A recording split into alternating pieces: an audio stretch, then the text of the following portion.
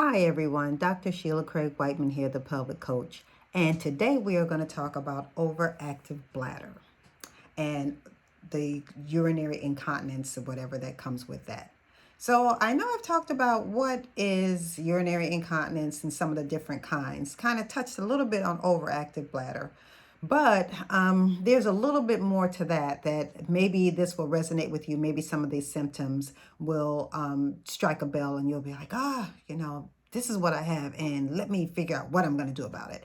Because as I always tell you, help is available. Okay, for urinary incontinence, help is available. You do not have to leak. You do not have to suffer in silence ever, ever, ever.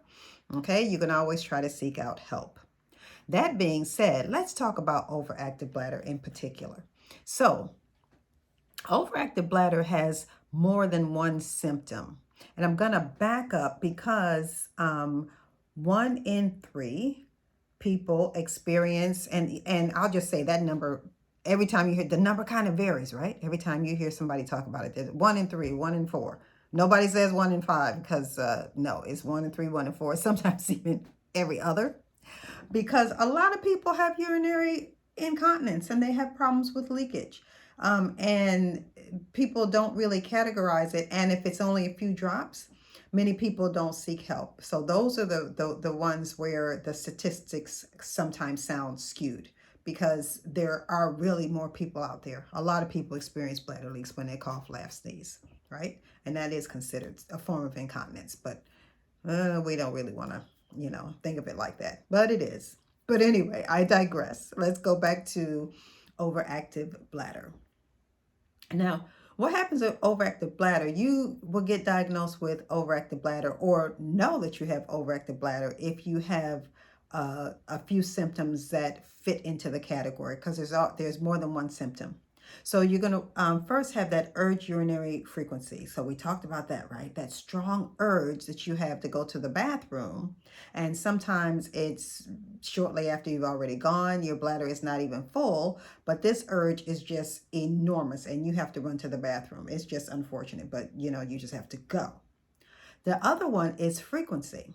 So frequency means that instead of going to the bathroom every 3-4 hours, as is considered normal, you're going every 2, every 1, every 45 minutes. So you're going so many times that it is really disruptive to your lifestyle. You really can't do anything because of this. Urgency. Always, always, always this urge where I have to go to the bathroom. Horrible. Always, always. So we put that in the category too. You have to have this frequency, you have to have urgency, you have to have urge, urinary incontinence. And the last thing you have to have, because the daytime issues are certainly not enough, is it has to extend over into the nighttime so that you are having now nocturia. So now at night, you're getting up to go to the bathroom. So you can't get a good night's rest because you have this urge to go to the bathroom. So I've treated a lot of women though who've had this. I'm telling you all the symptoms, and you're like, oh my gosh, that's an awful lot. I just have to suffer with this. No, you don't.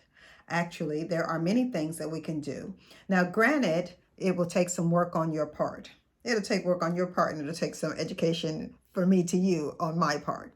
But there are ways and different things that you can do to start twiddling down these symptoms to make them more normalized. A lot of that has to do with retraining how your bladder and your brain work. Also, perhaps looking at other issues that you might have with bladder irritants, and we'll talk about that at another time, but bladder irritants or lifestyle changes that you can also make in order to help to reduce this.